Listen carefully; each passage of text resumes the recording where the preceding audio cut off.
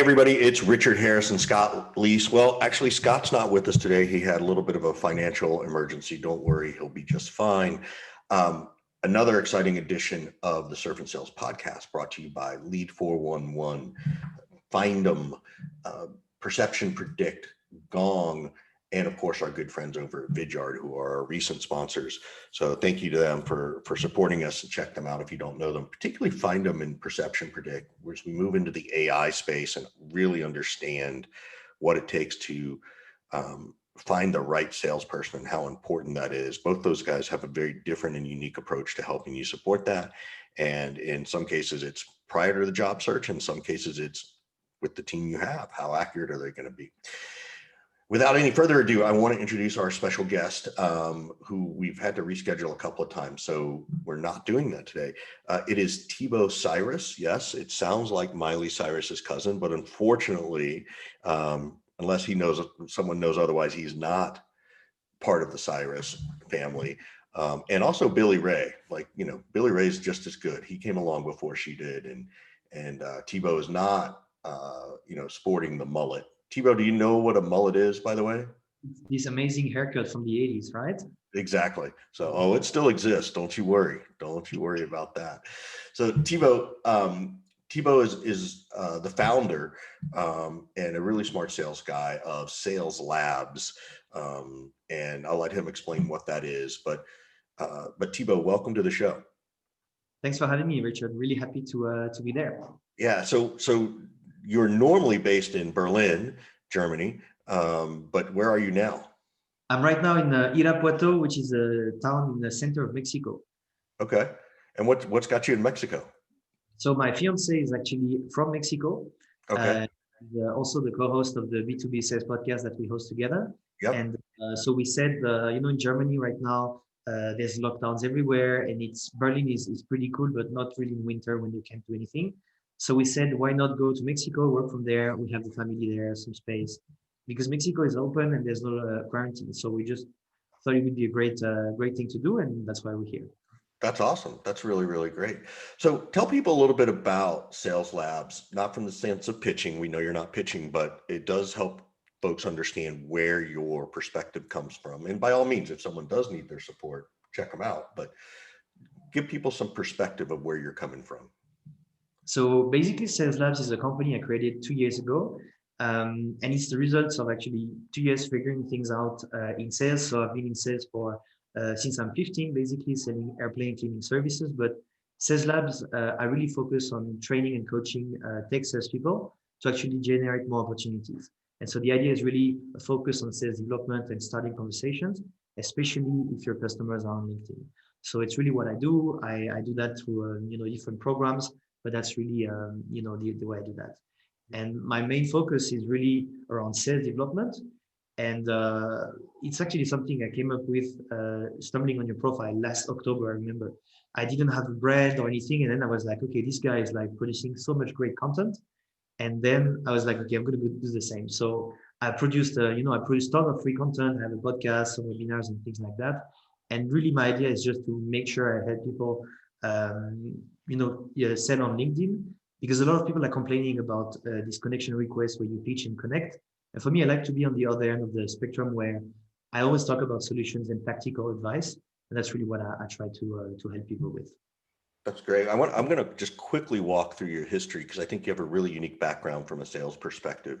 So I'm going to start with sort of 2013 and 14, which means you're really a whole lot younger than me. And certainly more handsome with better hair. But you were the marketing campaign manager and QA analyst at PasswordBox, which got acquired by Intel. PasswordBox is, of course, one of those places where you can store all your passwords. And you were there, I would say, earlier in the generation of that field. But your roles there are pretty interesting. You then moved into a VP of business development. You then became a senior sales manager. These are different companies. At a company called Applause, you were senior sales manager of the France sales team, did some partner growth. And so you've really got this great background all the way from product engineering and QA to market testing. Like, how do we make sure that this product works at PasswordBox, and then into sales? So are you an engineer by design? Are you a marketer by design? Like, how did you get into that role? And then what made you go into sales? So it's really nice that you go back to that, because fun people don't ask me about that. So the thing is, Pastorbox was a startup in Montreal. So I lived in Montreal for 6 years, and I did my studies in a school called HEC Montreal, and it's like a bachelor in marketing, I guess, something like that.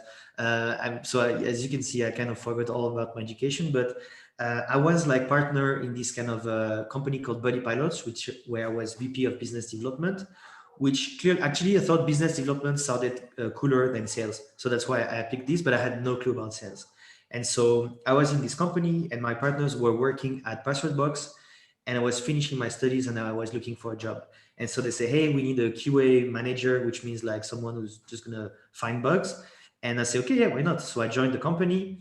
And actually I joined as a service agent. And after 1 month, they were like, oh, you're not that good at customer service, so we're going to put you in QA. And then what I love with QA is that I figured out that if I develop script to do QA and test case, I could actually spend my time paid by the company working on my other side gig while the QA was being done. And the beautiful thing with QA is no matter what you do, if you release an app, there's going to be bugs. And often it's, you can't just go and catch all the bugs. So there's no really real way to find out if you're doing something or not when you're doing QA. So I was just basically doing nothing there. And then I passed that, I had the VP marketing, and then I just left, finished working for 6 months for Buddy Pilots until it failed. And then I moved to Berlin to actually start my career in tech sales, let's say. That's awesome. What attracted you to sales? Why go to sales? So the thing is, it's kind of strange, but like a lot of people don't really know what to do and then they end up in sales. For me, I always knew I wanted to be in sales. The first job I wanted to do was actually to be an ophthalmologist. And the reason for that is because I knew a guy who was an ophthalmologist, and he was a really extrovert person. And basically I wanted to be like him. And I thought, your job defined you. And then I was like, okay, I want to do that. And then my parents said, Thibaut, you're not that good at school. You actually, being a doctor is a lot of long studies. And I think you would be much better at doing business. And so I was like, yeah, why not? And I remember seeing a documentary about a CEO of a great group who's now in jail, I guess, of a Renault, Carlos Ghosn, when I was 15. And I was like, okay, I want to do business. And then I realized that a good way to do business is to generate revenue. And then I was, okay, maybe I can do that with sales. Who was the CEO? You got to tell us. Carlos Ghosn, the guy Who? from Carlos Ghosn, the CEO of Renault. For who? Renault, the car manufacturer in France? Renault? I don't Oh, know. Renault. Oh, yeah. Okay. Carlos Ghosn. Yeah. That's awesome. That's awesome.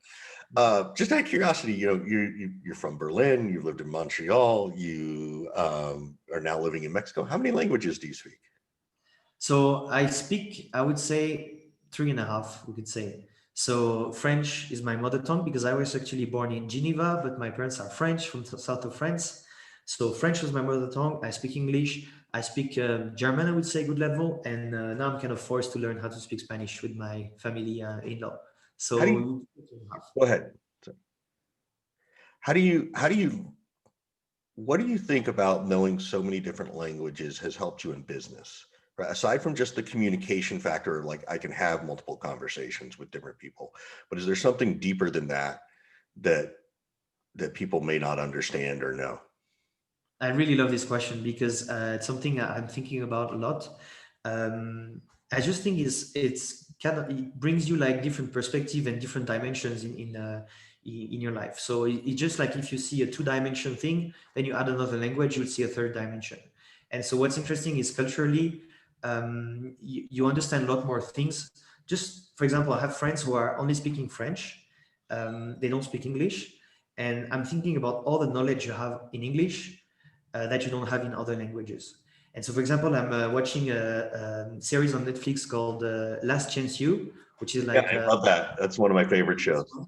And it's just, I love it because it shows like the reality of young people in the Southwest, in Mississippi. And I can understand that because I've been, I know a lot of people from the US. I've been living in Canada for a while.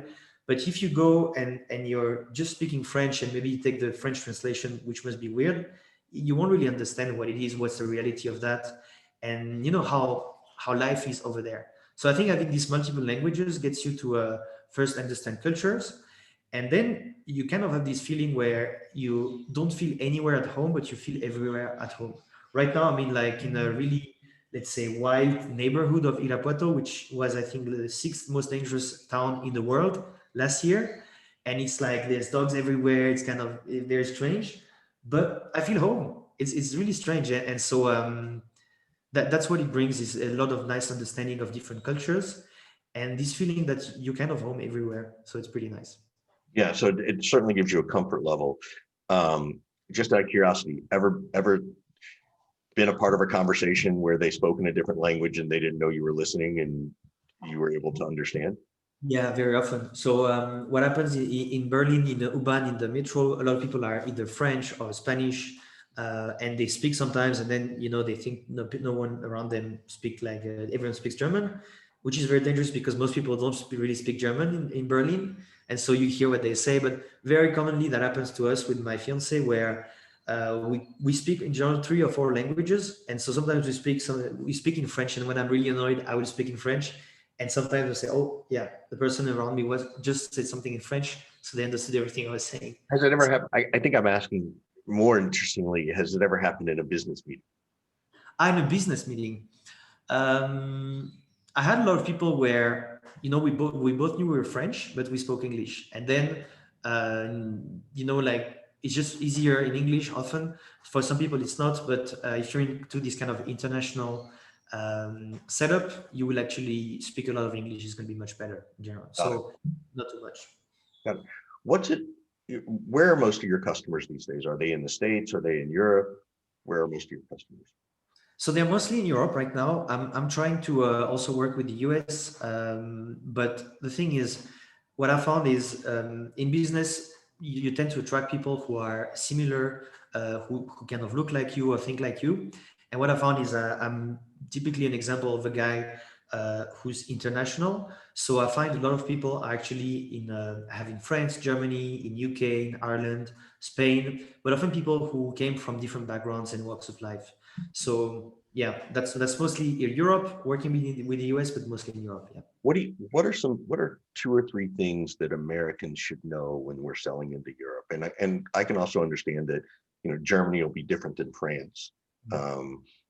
But I am curious because I think people see us as sort of the American cowboy coming in being aggressive. I don't know, you can confirm or deny that. So what should we know about working with people, let's say Germany, just to start?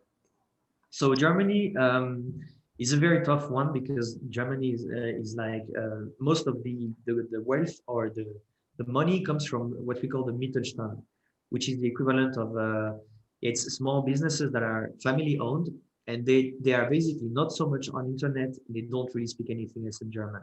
And even if you speak German, if you don't have the cultural background, it's going to be very tough to actually connect, build rapport, and do anything there.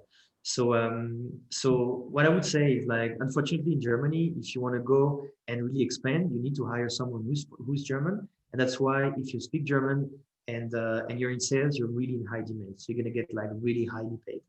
But overall, in Europe, what you have to kind of understand is that there are areas that are more or less similar. You have the Latin areas like France, Spain, Italy, Portugal, where there's going to be one style, which is going to be we're going to spend way more time building rapport than getting down to business. That's really what you're going to get. What does that mean? So let's say I'm on a first call with someone, and you can define the country in terms of Europe. What should I expect to build rapport? Is that a time thing? Is it like, hey, if your first meeting's 30 minutes, don't even try to talk about the product? And what kind of things could we talk about better to, again, try to meet the customer in their mind, right? Rather than force them into ours. So I would say what you need to do is to do need selling. That's the thing you need to do, is like to build rapport. What people really appreciate, because often we think it's about small talk and talking about the family and whatever, and that can be done. But what people really appreciate is whenever you are asking the right things, and you're starting your call, like you ask the right to, let me see, like get the right to ask questions, as you said. Correct. Ask questions. Yeah. Yeah. That's really what you need to do is like you can go down to business, but if you're really honest about what you want to do and why you're in there, you're going to be able to build this rapport. I've experienced that in France a lot, where I got trained on sender training. I was using the upfront contract, and people really loved it. They were like, "Oh, that's strange," but they really appreciate that because they appreciate the fact that you're direct down to business. And so, what you need to do is to make sure you really work. So you either like talk about your family and whatever, these kind of cultural things, which I'm not a huge fan because it then takes a lot of time to build rapport. Or you go and you really use these tactics like an upfront contract to actually go and explain exactly what you want to do. And then people will open up very much because they know what you want. And I found like having authenticity and showing that you're clear on what are your intentions works in every kind of languages and cultures. Which is interesting because that's no different than what we do in the US. And that's certainly no different than what I teach in the US in terms of earning the right to ask questions, which questions to ask and when to do it. But it's actually very refreshing to hear that Europe is not that different That's at a conversational level, right? As a European, do you think that when your seller, when your salesperson is American and you're European, is there sort of this, oh no, here comes an American? Or like, what's the mentality when people from America sell into Europe, do you think? And granted, we're two guys just trying to, talk it through. So neither one of us are don't take it all for what it is, but it is curious to talk about. So I would say it really depends on the crowd.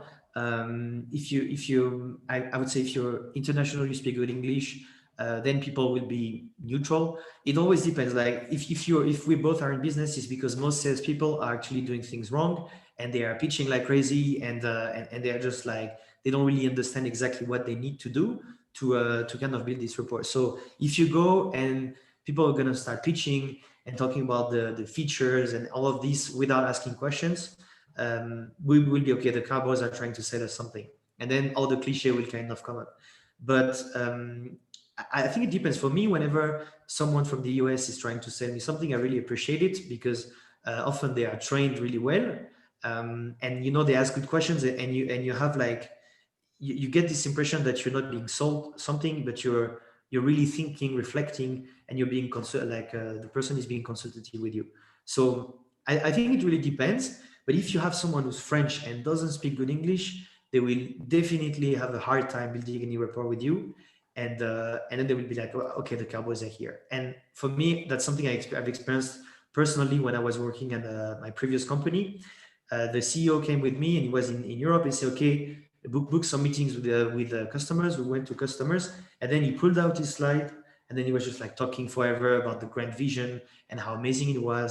And you can work in the Silicon Valley when you want to raise money, but in France, in Paris, where French people are just like French, they won't be impressed at all. So that's the thing there.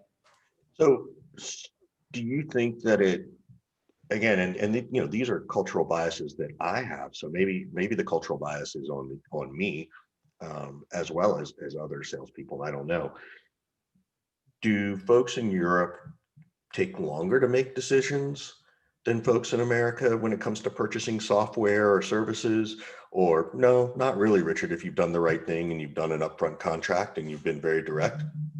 Or again, I don't know enough about the culture of purchasing. I know it's very different, right? Like I know, anytime I go sell into another country, I certainly Google, selling to, Germans or selling to the Japanese or so, because somebody has written something, right? Somebody has more knowledge about it than I do. So I at least want to understand things. Um, so I'm curious about the decision-making process in different countries or in Europe. Is it similar to the US, or is it here things that are slightly different? So the thing is, I would say that the buyer's journey is similar. So it works great people make the decisions the same way. The only thing is that, well, from my understanding, in the US, when you're a VP or CRO, basically you're just like a football team coach. If you have good results, you're gonna get another year. If you have bad results, you're out.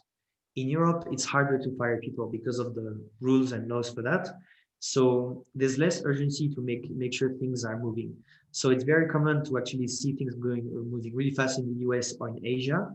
But EMEA, there's a lot less urgency, and I think it's ingrained in the fact that culturally we have so much social protection that, you know, if we, for example, in Germany, you cannot fire someone for bad performance. That's not possible. There's three ways to fire people. Is like if they got like they make like scandalous thing or whatever. If Right. they got if you do like a social plan where you have to reduce, and the last one is I don't remember exactly, but if the person basically threatens the existence of your company. These are the three ways you can do that. And even with that, it's very hard to fire people. So if you once you pass your probation time, you can basically coast forever. And people, you know, if you're in a big company, people won't actually fire you because you know they will just, as we say in French, vous mettre au placard, so put you in the shelves, and just you're there on the table doing nothing. So I think the decision making process is there's a lot less urgency, and so that's why I think it's harder. You have to be more technical to make sure you create this urgency. And so how do you do that? How do you create that urgency with someone who, and let's be honest, there are probably a lot of people in their job who are willing to make decisions and take the risk and, you know, do those things. But when you do have that piece behind them that you're describing, how do you help drive that urgency for those people? So I think it always comes down to how good are you at making a proper discovery and quantifying the problem they have.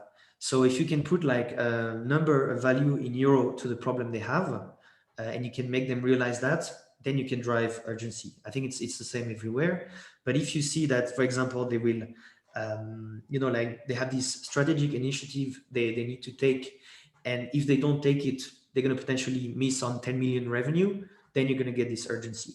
So it's really always, that's the thing it says, which is frustrating, is like if you don't do a good discovery call, you kind of down the line, you're going to suffer from that, from the consequences of that. So I think it's really about having a really in-depth discovery. As my mentor, Skip Miller, you know him, he's always saying like quantified costs, quantified problems, quantified solutions. And this works really, really well in Europe. Yeah, I agree. It's called we have a good friend who says we should dollarize everything. I call it economic impact when I train it. Like, what is the real impact of this? Not just like time that you're saving and efficiency and effectiveness, but what do I get done if I save that time? What other projects are getting done? And what's that worth to the company? So you really paint this robust picture. Um, I have another question for you. So there's a phrase in the US called ROI, return on investment. I hate that phrase because nobody ever believes the return. They only see the investment. They only see the cost side of it, which I know I do know Skip very well, and super smart guy. I like him a lot. I think he would agree with that. Is that phrase exist in Europe? Do you talk ROI or do you not talk ROI?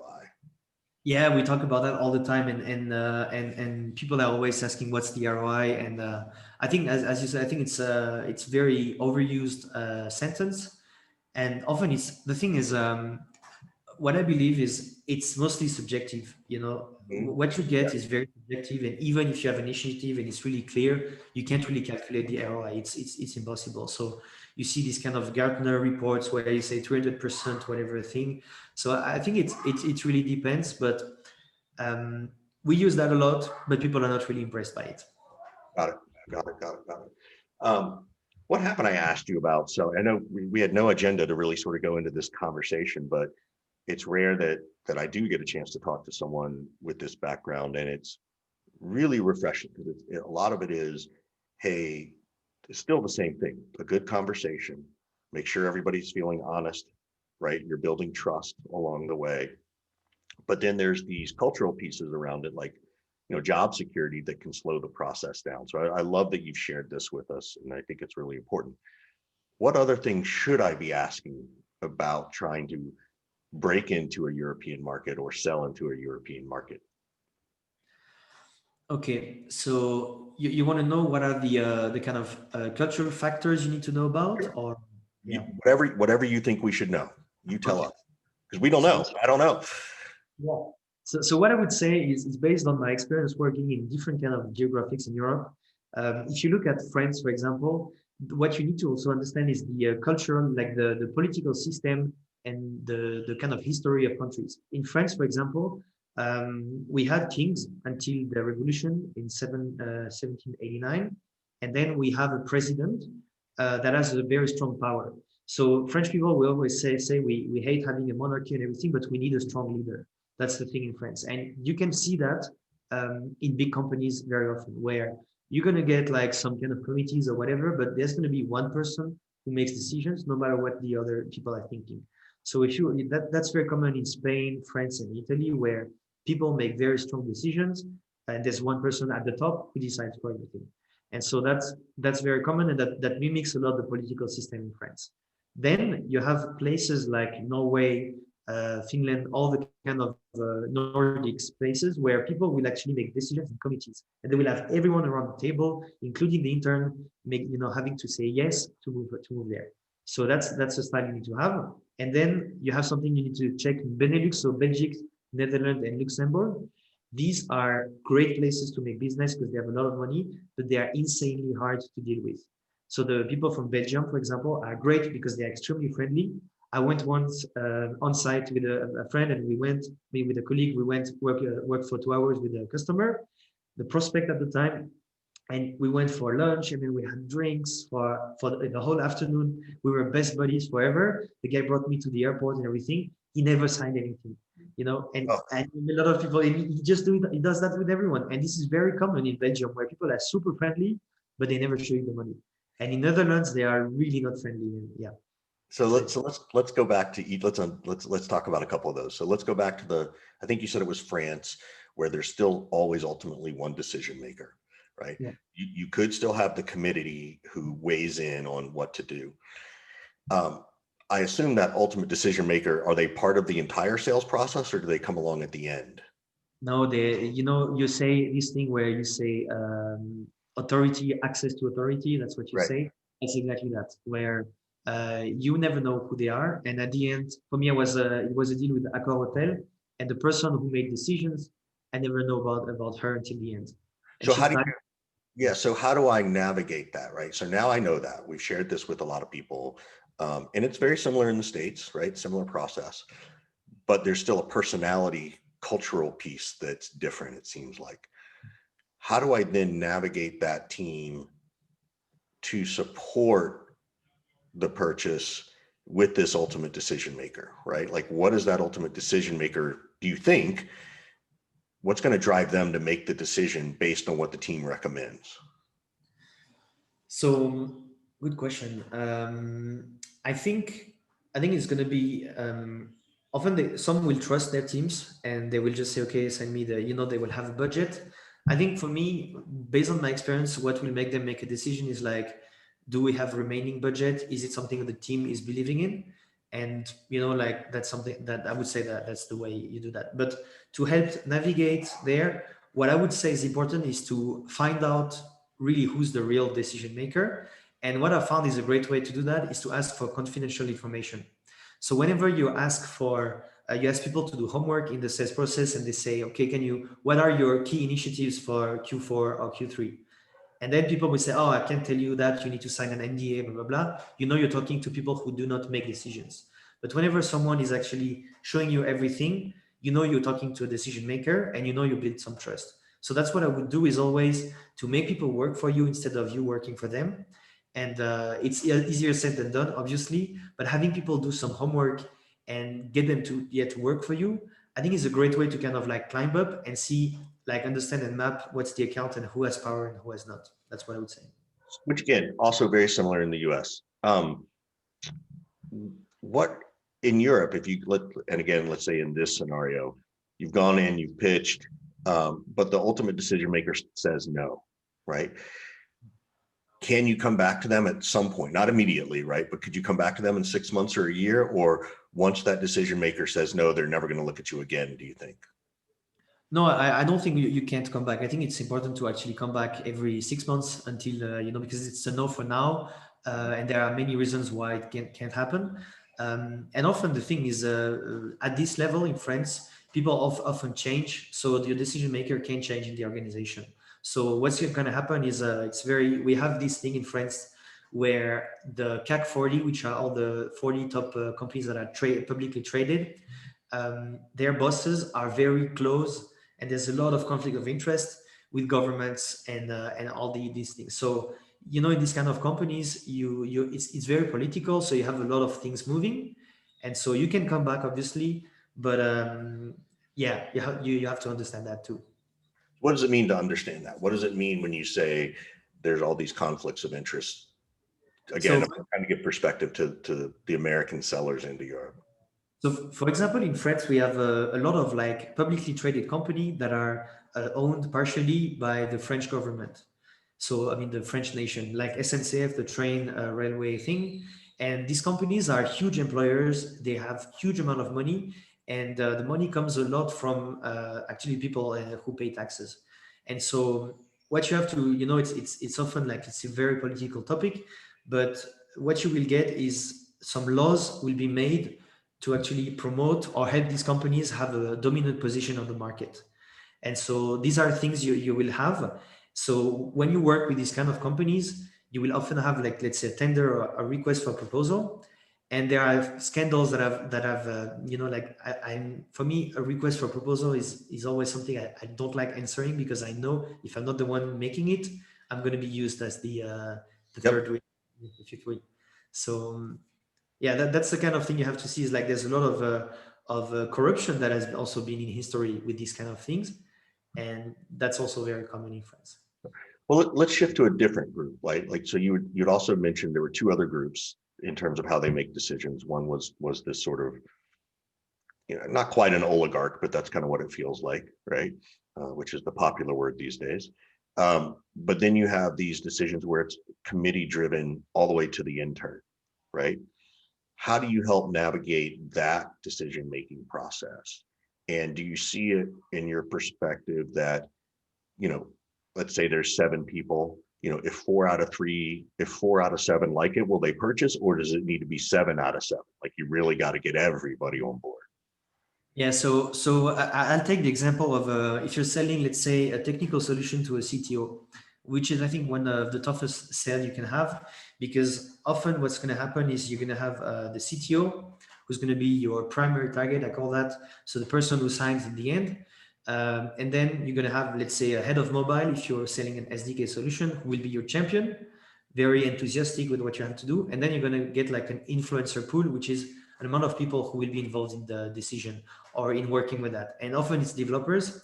And when you go to a developer and you say, hey, let's put a new SDK in your app, the first reflex is no way.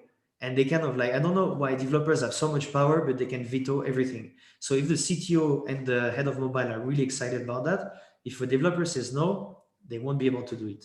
So what you actually need to do is to understand what drives motivation for all of these people. So if we take the CTO, primary target, we talk about what goals they will have. There's going to be making sure they maybe reduce risk around technical debt, these kind of things, or maybe safeguard their budgets. So there's going to be one thing you have to understand. Then the head of mobile, what I found is very often the head of mobile wants to become a CTO. So it's often going to be something around power. And so again, it's understanding that. And then the developers is like reducing the risk.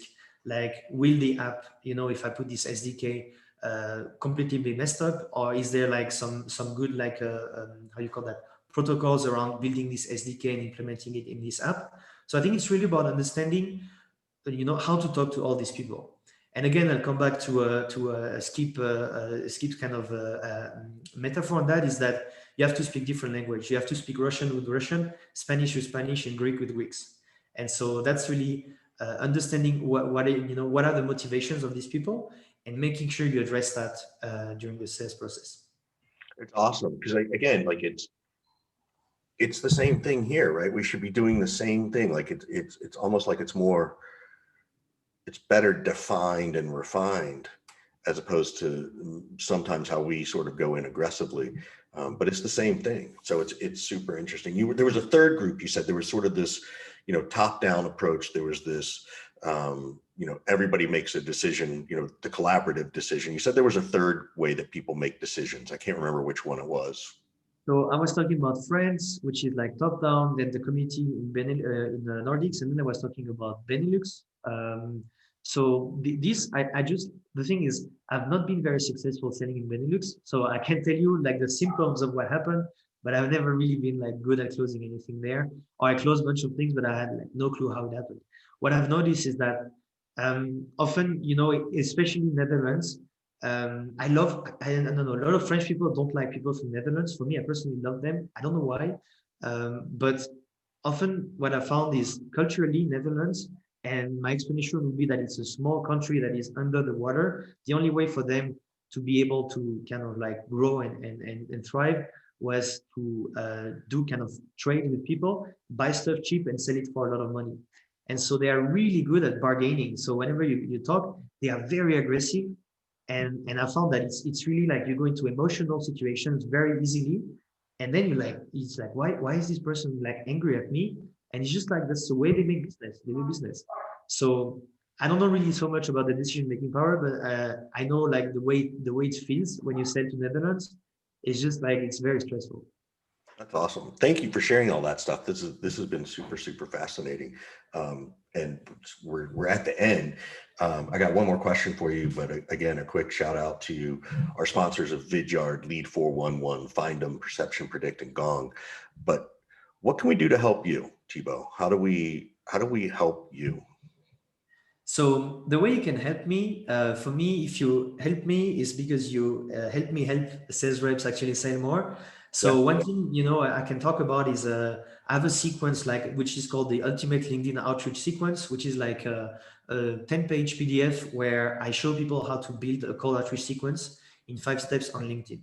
And so that's the way you can help me, is just let me share basically the URL, which is like sales. So should people just hit you up on LinkedIn?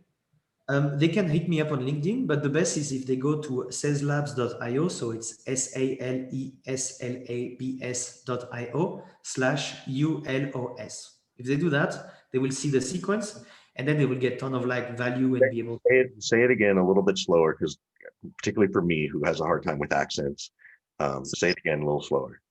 it's SALESLABS.io/ULOS. ULOS. Got it. All right. If they just go to saleslabs.io, can they find it? Yes, this is one All of right. the first things you see. Great. Yeah.